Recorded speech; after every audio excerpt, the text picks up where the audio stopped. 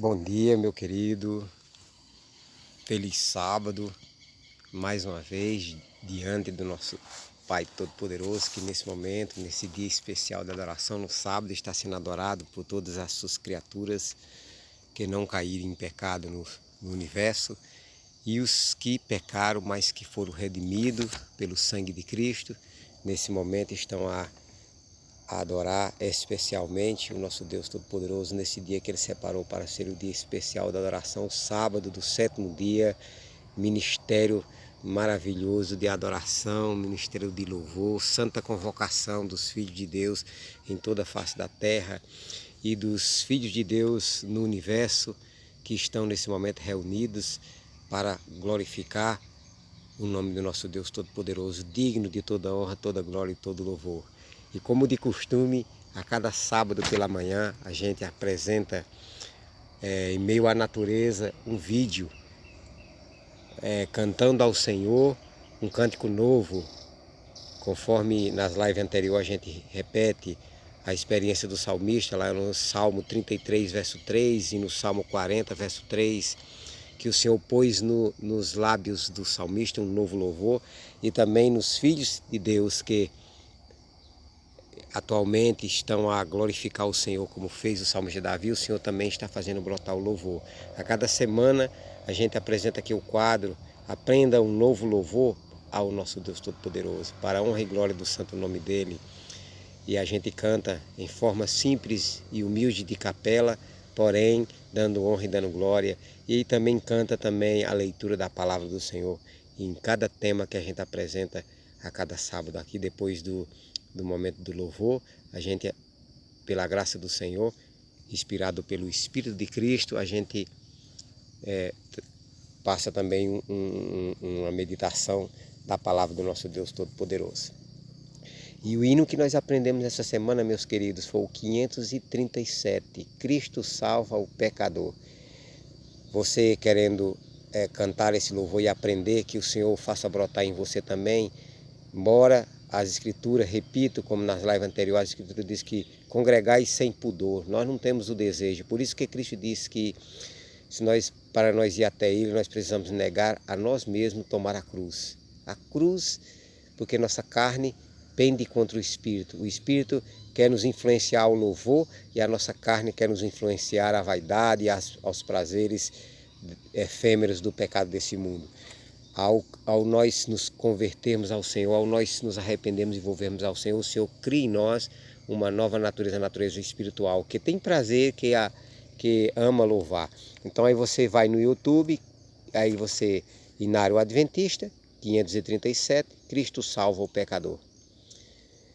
E aí você poderá aprender e crescer no conhecimento dos louvores que nossos irmãos queridos, inspirados pelo Espírito de Cristo, o Senhor fez brotar neles o louvor.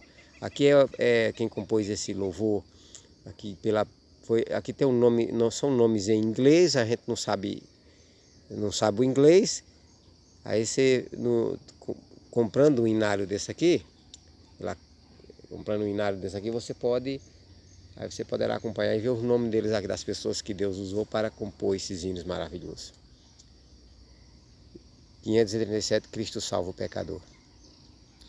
Cristo salva o pecador, lava o rude coração, ao contrito com amor, oferece salvação.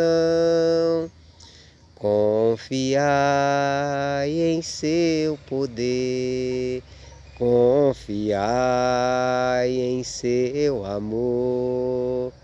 Crede sim que Cristo quer libertar o pecador. Cristo salva o pecador e concede-lhe perdão. Aceitai o bom Senhor, aceitai de coração, Confiai em seu poder, confiai em seu amor. Crede sim que Cristo quer libertar o pecador. Vinde todos e achareis paz e luz no Redentor. Vinde então, recebereis vida eterna do Senhor. Confiai em seu poder, confiai em seu amor. Crede sim que Cristo quer libertar o pecador.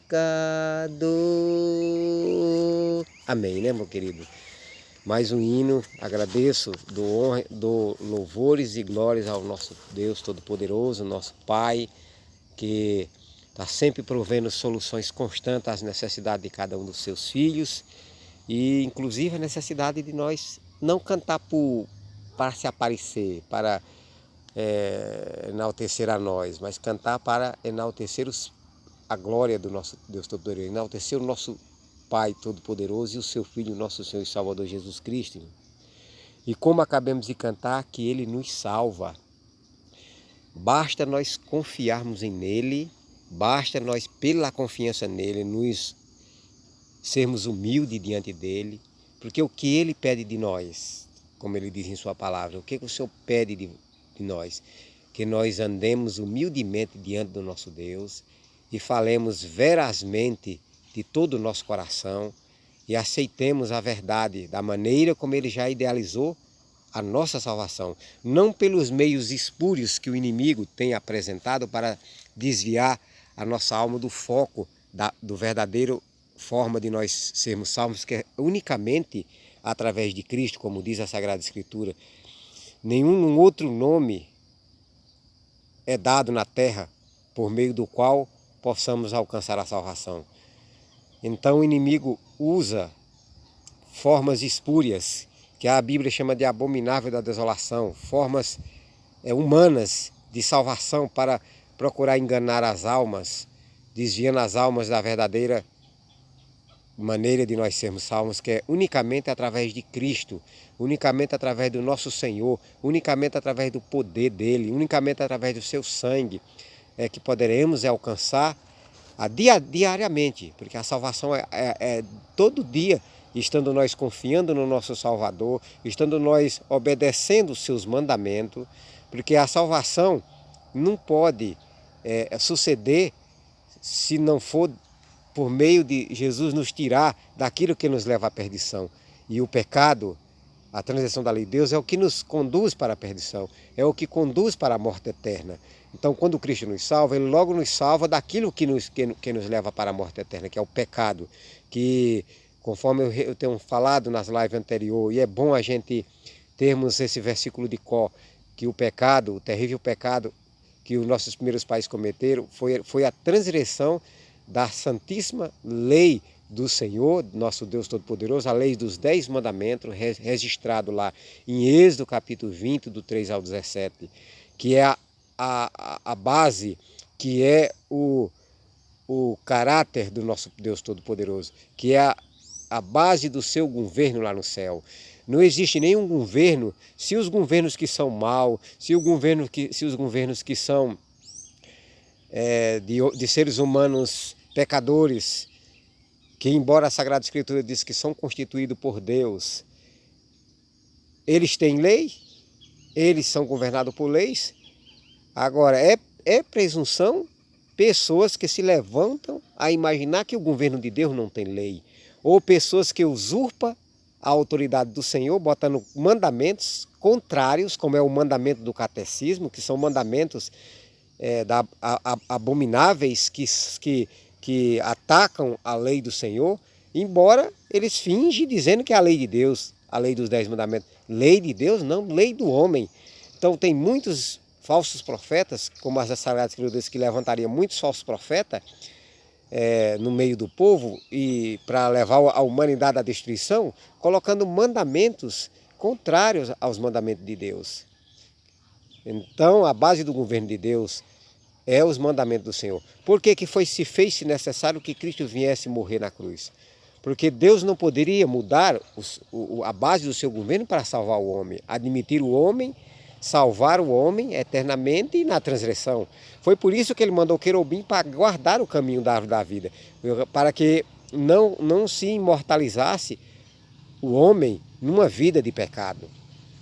Por isso que não foi permitido a Adão, depois que ele comeu da transgressão, que a árvore da ciência do bem e do mal representava.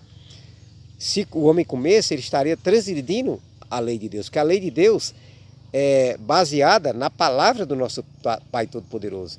E quando Deus manda nós guardar, é para nós ter o caráter dele. Então, quando Deus mandou Adão guardar, na ordem, lá em Gênesis 2, 15 e 16, de toda árvore dos jardins comerás livremente, mas da árvore da ciência do bem e do mal dela não comerás, porque no dia que dela comeres certamente morrerás.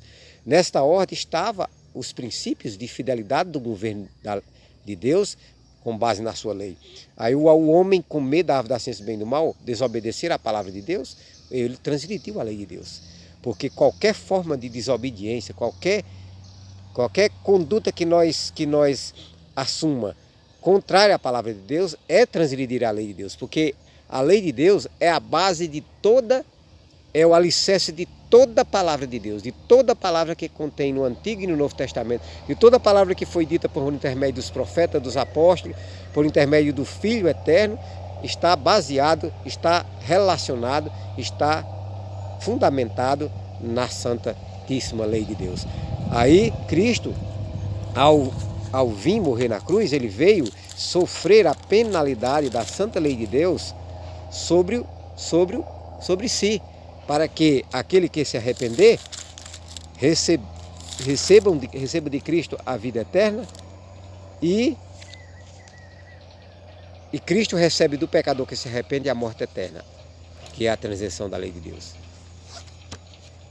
Então, meu querido, aí por isso que a Escritura diz, como escaparemos nós se negligenciarmos tamanha salvação? Então Paulo fala aqui em Romanos capítulo 5, versículo 8 e 9. Mas que Deus prova o seu amor para conosco, ao ponto de ter Cristo morrido por nós, quando éramos ainda pecadores. Muito mais agora, logo muito mais agora, Paulo fala, sendo justificado pelo seu sangue, seremos por ele salvo da ira.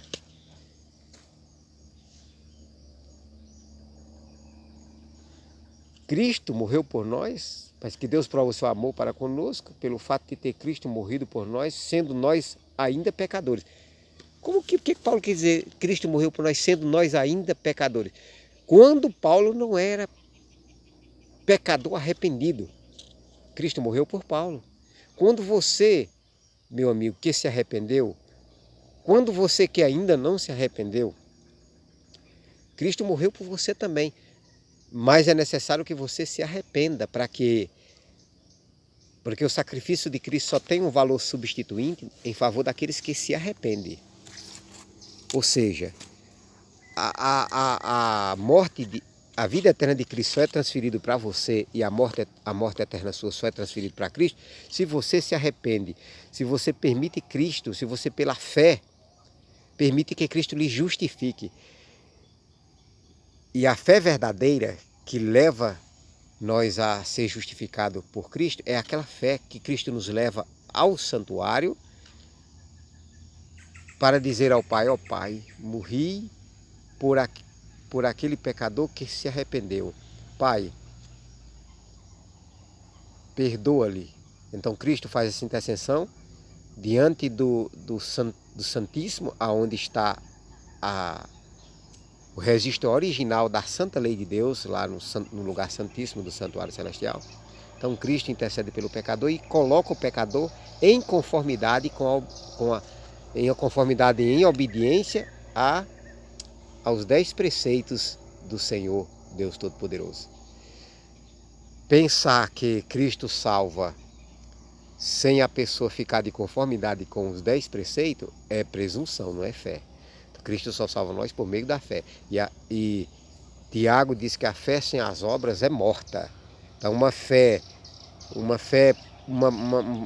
pensar que é fé, Cristo nos salvar sem nos levar a ficar de conformidade com a Santa Lei de Deus, isso não é fé, isso é presunção, meu querido.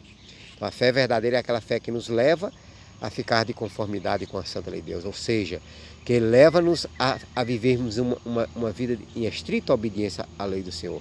Então é dessa maneira que Cristo nos veste do seu caráter, e ao Cristo nos vestir do seu caráter, Ele nos lava por meio da obediência aos seus mandamentos. Porque a tradução original de Apocalipse 22, 14, diz: bem-aventurado aqueles que lavam as suas vestiduras no sangue do Cordeiro, para que tenham direito à árvore da vida e entrem na cidade santa pelas portas. A tradução original daquele versículo é: bem-aventurados que guardam os mandamentos de Deus. Porque Cristo nos lava pelo seu sangue e por meio da obediência aos seus santos preceitos. Ou seja, Ele vem habitar em nós, dando a nós poder para nós guardar a sua santíssima lei. Isto é dessa forma que Ele nos lava. Isso se chama justificação. Fazer nós ficar de conformidade com os santos preceitos. Não pensemos que Cristo possa nos salvar se nós não queremos obedecermos humildemente os seus 10 preceitos. Por isso que Ele diz: se me amais, guardarei os meus mandamentos. São João 14, 15. Se me amais, guardarei os meus mandamentos. Então, Cristo só poderá nos salvar se nós humildemente concordarmos em guardar os seus 10 preceitos contidos lá em Êxodo 20, do 3 a 17. Que nós possamos, meus queridos, permitir que Cristo efetue em nós uma salvação. Porque Ele é o único que pode interceder por nós. Ele é o único que pode perfeitamente interceder, salvar aqueles que por Ele se chegam a Deus, porque Ele vive sempre para interceder por nós, conforme o livro de Hebreus diz, que Ele vive sempre para interceder por nós. Por isso que devemos a cada momento estarmos olhando para Cristo, o autor e consumador da nossa fé. Que ao olharmos para Ele, o autor e consumador da nossa fé, olharmos como? Olharmos por meio dos olhos da fé, por meio da certeza, com confiança que Ele nos perdoa, com confiança que Ele nos perdoa, mas não é, o perdão de Deus não é meramente um ato judiciário de Deus dizer: você está perdoado, meu filho, mas é Deus remover de nós a transgressão e nos colocar a uma vida de obediência.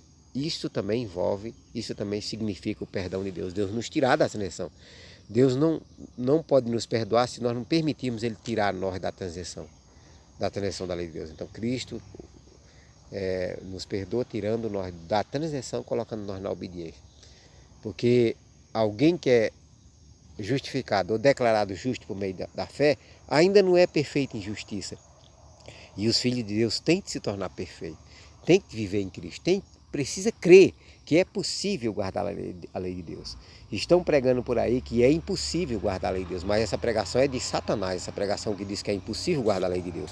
Essa pregação não é do Senhor, porque Deus não daria os mandamentos, Deus não daria o seu caráter se não fosse possível nós receber o seu caráter em nós. E o caráter dele é viver uma vida de estrita obediência. Ele mesmo vive em santidade. Ele mesmo, santidade quer dizer que Deus nos separa do maligno pecado, Deus nos separa do mundo de pecado, Deus nos separa da corrupção, porque a lei de Deus é a base da pureza, é a base de uma vida de integridade. Integridade quer dizer entregue a uma obediência voluntária e santificada pelo poder do Espírito de Cristo.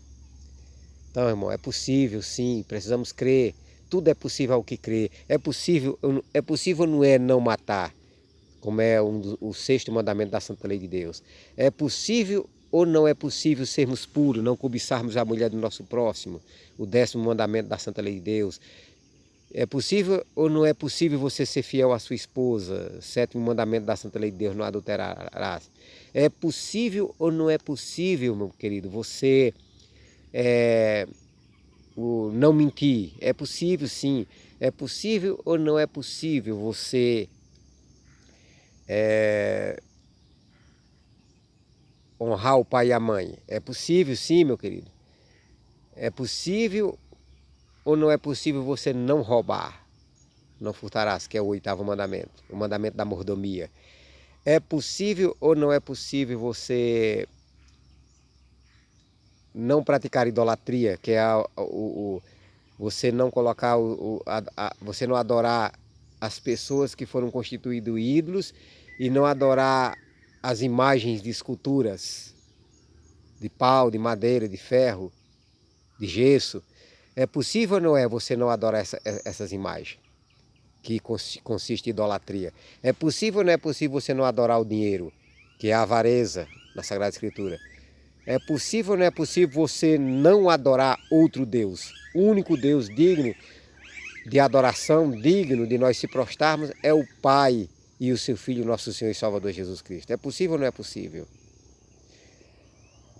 Agora, o inimigo presunçosamente fala, não, você guarda 9, mas não precisa você guardar o 4º, que é um mandamento que apresenta o nosso Deus, que é o selo da lei.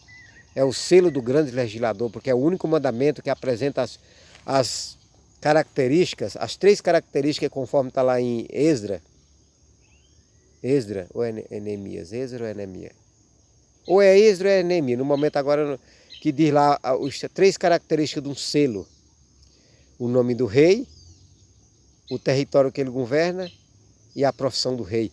O único dos 10 mandamentos que contém essas 3 características da Santa Lei de Deus é o 4º mandamento, que requer a observância do 7º dia da semana, o sábado, ministério de adoração e de louvor ao nosso Deus Todo-Poderoso.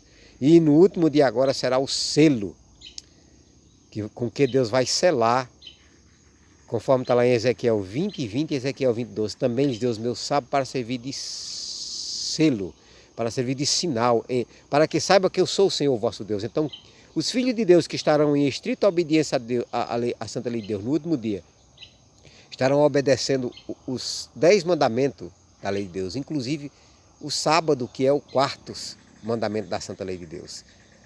E será o ponto da verdade que vai contraverter, que vai representar os filhos de Deus verdadeiro no último dia, o selo do Deus vivo. E os filhos do inimigo, que não se converterão, serão representados pelo selo da besta, que é o decreto dominical que vai vir com o nome de liberdade religiosa. Vai vir disfarçado. A princípio, o inimigo vai apresentar que a liberdade religiosa é para respeitar todos os dias, mas isso é uma cilada, irmão. Isso é para disfarçadamente impor a obrigatoriedade da guarda do domingo, do primeiro dia da semana, que não é dia do Senhor, que é o selo da besta do sistema papal, que as protestantes apostatadas, que é a imagem da besta, aceitou no meio deles, faz escola dominical e diz que é o dia do Senhor. Então estão adorando a besta.